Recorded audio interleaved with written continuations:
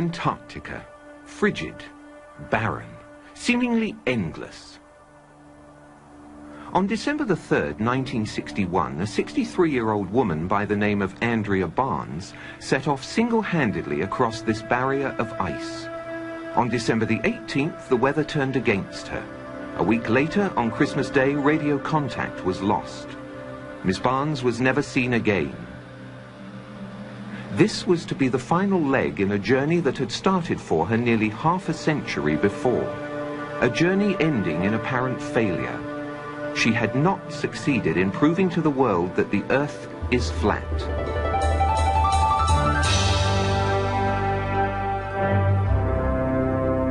It has a flat top, and it's shaped like a top.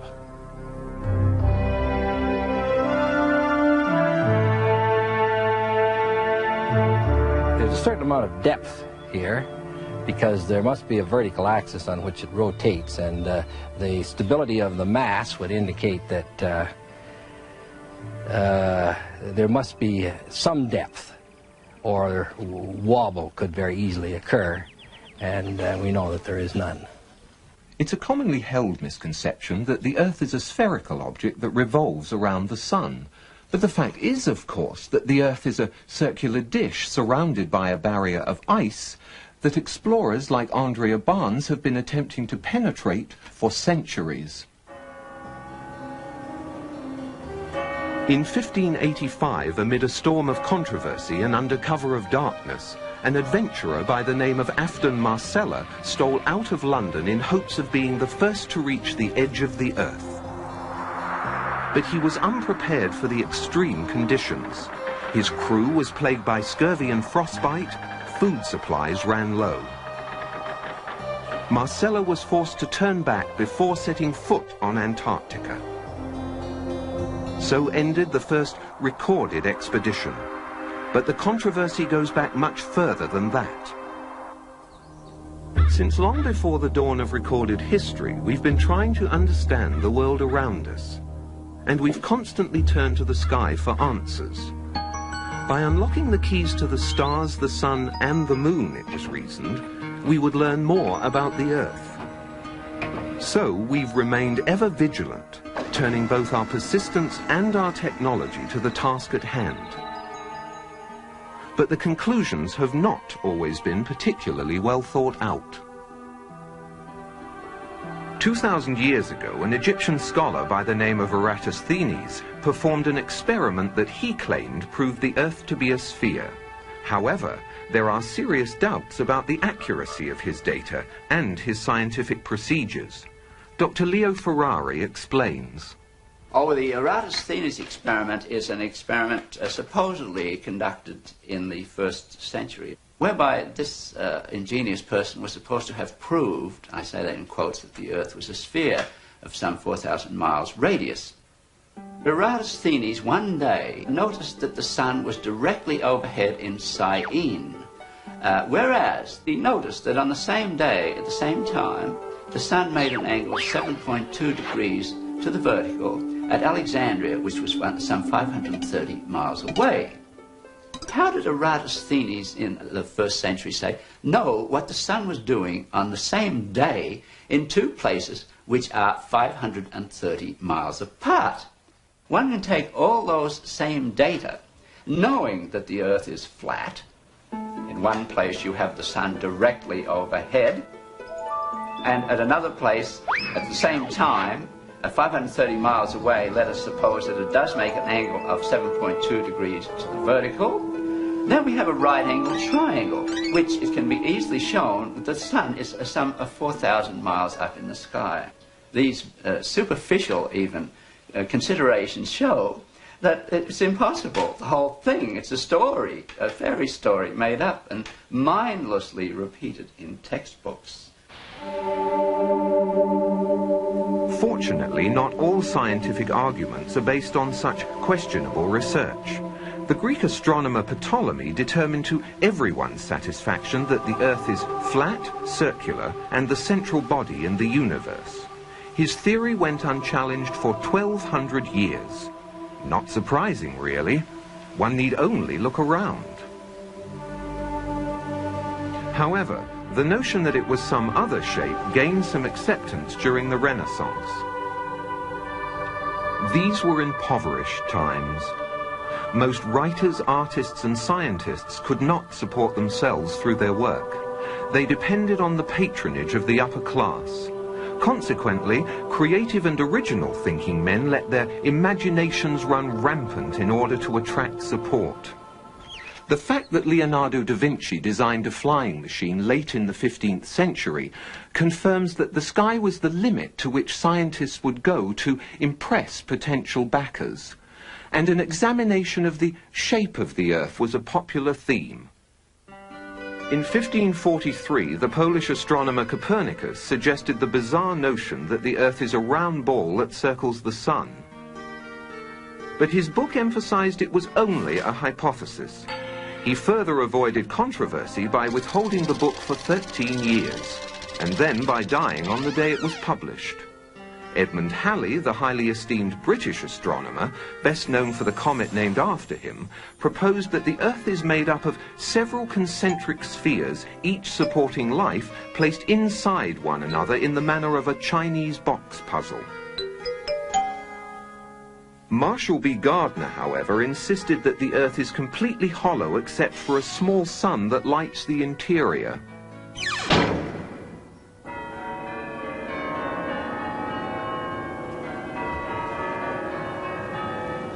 The argument, for all practical purposes, came to an end when the Church of England was established by law during the 16th century. They rejected many laws of the ancient Catholic Church, and to appear forward-thinking, they embraced many radical scientific notions prevalent at the time, including Copernicus' round Earth theory. With this endorsement, the theory found its way into the schools, which were then largely controlled by the Church. It has remained there to this day, and many children have accepted it without question. Andrea Barnes was not one of those children. Born into an Ontario farming family in 1898, Andrea was a bright child who spent much of her time learning about the world around her. She was inquisitive and precocious, and much to her teacher's dismay, she fervently believed the global Earth concept was nonsensical and easily refuted. Many scientists agree with her and are amassing evidence to carry on her work. There's all kinds of proofs right around you that show that the Earth is flat. A very simple one to think of is that we use plumb bobs to build buildings. In other words, to get the wall of a building going straight down, you'll take a string with a heavy weight hanging from it, and you'll make the building follow that string. That plumb bob will point to the center of a round Earth. That means that if you imagine that this was the correct Earth, you can imagine a plumb bob held here would point in that direction, and a plumb bob held here would point in that direction. That means the buildings would be bigger on the top than at the bottom. It would also mean that boats would constantly be sailing downhill. And invariably, in any discussion about the shape of the Earth, the first argument used in support of its rotundity is that as ships sail out to sea, the tops of their masts are visible longer than the hull. The fact is, of course, that the light rays from the lower part of the ship are no longer reaching the shore.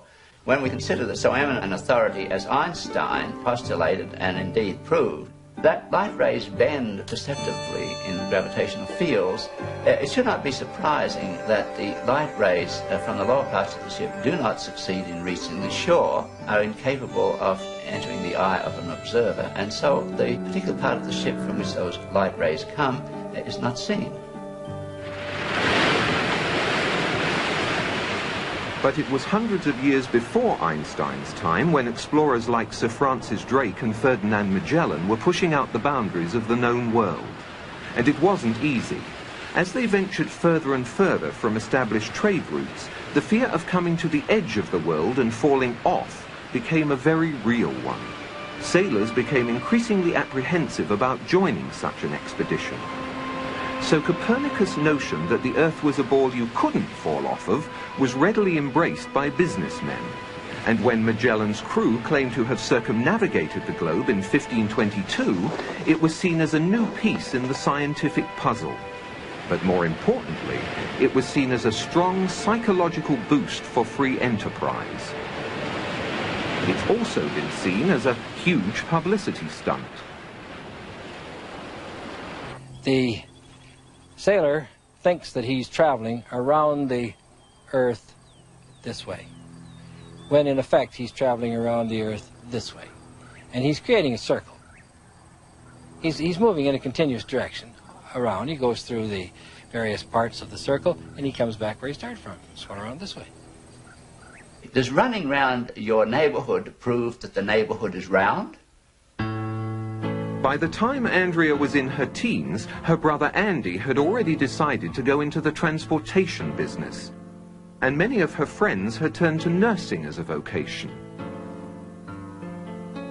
But Andrea devoted her time to exploring the world around her and to questioning. She was vehemently opposed to the use of globes in schools and formed a group to protest what she referred to as a load of old codswallop. They demonstrated in a manner they felt symbolic. But Andrea soon realized the only way people would listen was if she made a trip to the edge and brought back proof. And so, on her 16th birthday, she set off across the snowy deserts of Antarctica with little more than a borrowed pair of skis. However, like Marcella some 300 years earlier, she was unprepared for the harsh conditions and was soon forced to turn back. She tried to raise money for a larger expedition, but her cause was overshadowed by the outbreak of World War I, and it became more important to worry about maintaining one's stake in the world than arguing over its shape.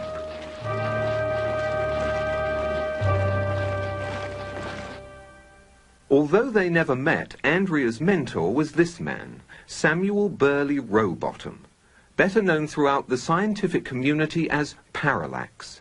In 1881, he had published this book, Earth Not a Globe. Outlining dozens of experiments performed over many years, it quickly became the standard authority for anti-globularists. Perhaps the most significant experiments were those carried out on a canal known as the Old Bedford Level. Located in Cambridgeshire, England, the canal is perfectly straight over an uninterrupted 6-mile stretch.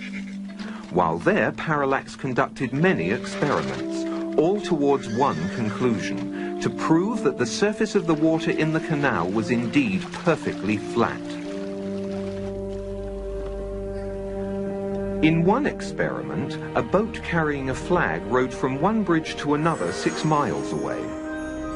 An observer with a telescope placed 8 inches above the surface of the water found that the flag and the boat were distinctly visible throughout the entire distance. If the Earth is a sphere with a circumference of 25,000 miles, then over a distance of 6 miles, the second bridge should mathematically be 16 feet below the observer's eye line. But in spite of the mathematical evidence, any further attempts to restore belief in the flat Earth seem doomed by one of the supposed great moments in modern scientific achievement.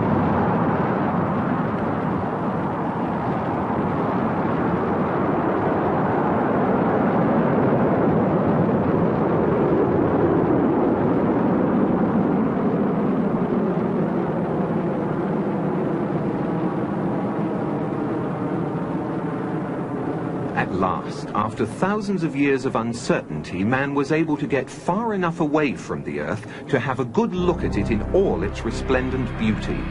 It did appear curved, and photographs were brought back for all to see. However, according to experts, these photographs are much less conclusive than one might think. Einstein told us that light actually is attracted by gravity. In other words, the path of light is not straight in a strong gravitational field. So, astronauts looking at the Earth see a curved Earth, but what they don't realize is that it's not the Earth that's curved, it's the light taking a curved path from the Earth because of the strong gravitational field of the Earth that makes the Earth look curved.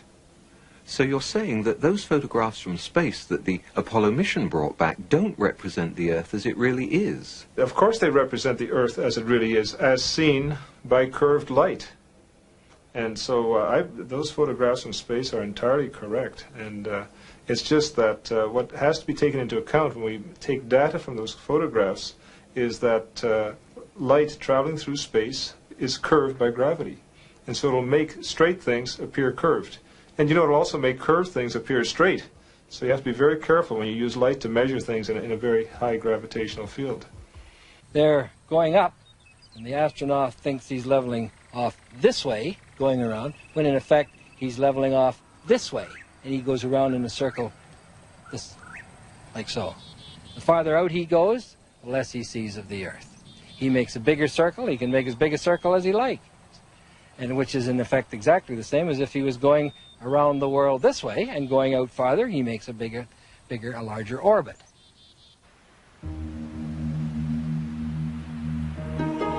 Through time-lapse photography, the velocity of these clouds has been dramatically increased. While they were actually drifting over the mountains at approximately 27 miles per hour, they now have the appearance of moving at well over 100, 4 times their normal speed. If the clouds were stationary and the Earth was revolving underneath them, this is how it would appear if the Earth was spinning at 100 miles per hour. Yet we're told that the Earth is spinning at 10 times that speed. Consider this.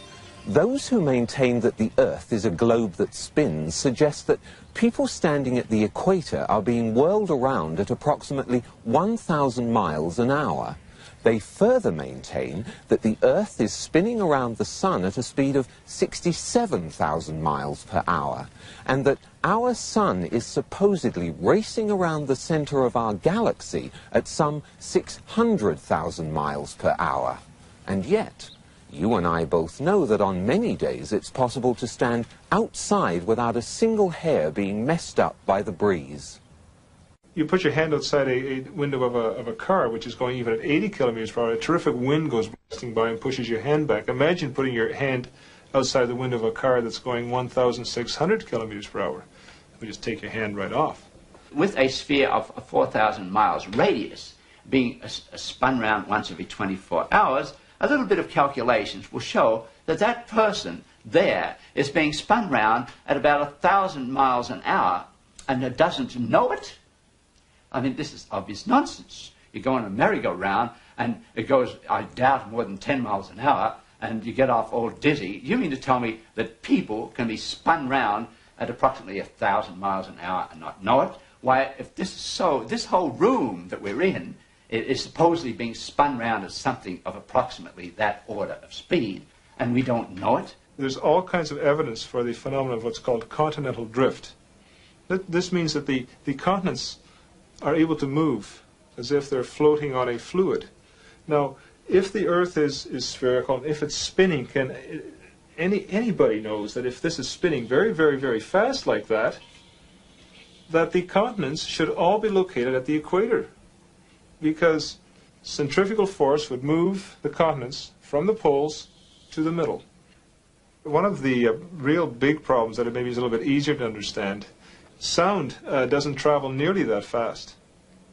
So, for example, if you're at the equator and you wanted to shout to warn somebody, it's quite possible they could never hear you, because if you were shouting, say the Earth was spinning in this direction, and you were shouting in that direction, the sound could never catch up to the person who's, of course, being carried away by the Earth. In October of 1929, Andrea again tried to focus the world's attention on the controversy by proving the notion the Earth spins to be absolute nonsense. It was reasoned that if a dirigible was to go aloft in England and hold itself perfectly static, then by the accepted theory the Earth should rotate underneath it and New York should come into view some 4 or 5 hours later. In fact, England was never lost from view. The dirigible eventually ran low on fuel and had to land. Andrea insisted she had made her point. But New York wasn't paying attention that day. The stock market crash monopolized the headlines then and for some time to come. Andrea had again been upstaged. Instead of going, spinning around this way and going around, it goes up and down. Now, when the Earth is up here, and this is the sun, no rays, dark. When the Earth is down here, daylight. When the Earth is here relative to the sun, and it's going up, sunset, into night. Reaches the top of its path, comes back down again, and sunrise.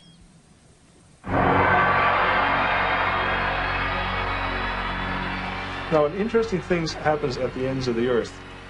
You see, when you go on a car trip from point A to point B, you're moving through what's called space. And it takes time to get through space. But if there is space, there must also be non-space. It's kind of like saying, if there's wet, there must be dry. You can't have one without the other. It's obvious. So when you get the end of the pizza model of the Earth, you're actually moving from space into non-space. Now you can move through non-space in no time. See, it takes time to move through space, but it takes no time to move through non-space.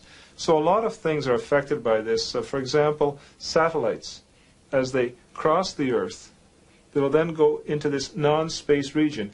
They will instantly then be able to reappear back where they started by taking a non-space route. The moon does this, the sun does this, and stars even do this at a very, very slow rate, moving from space into non-space and then reappearing back where they started from. This is due to probably of reflectivity and complementarity that is a well-known phenomenon.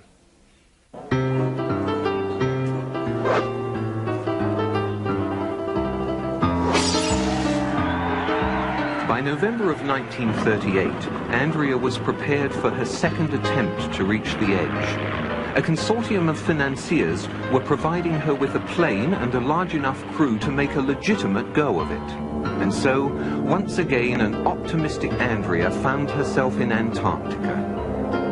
And once again, fate was against her. A freak spring blizzard took them by surprise. They were unable to leave base camp, much less make a trip to the edge. The entire expedition was very nearly wiped out.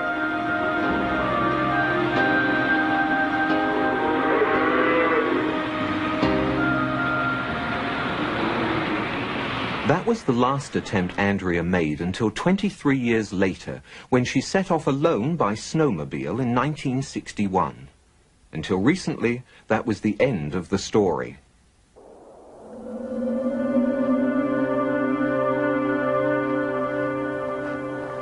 Early this year, a researcher stationed in Antarctica to study weather patterns found a snowmobile partially buried in a snowbank. It had run out of fuel and there were no signs of Andrea anywhere. But he did find these, a camera and a note. The note says only, "I have been there. The debate finally comes to an end. Signed, Andrea B." It had survived the frozen elements for nearly 30 years. Unfortunately, the researcher inadvertently opened the camera, exposing the film inside. Any pictures were lost, and Miss Barnes' trip is still very much shrouded in mystery. There was no description of what she had seen or how far away it was. But if we are to believe the note, then Andrea Barnes was very likely the first person in history to visit the edge of the Earth.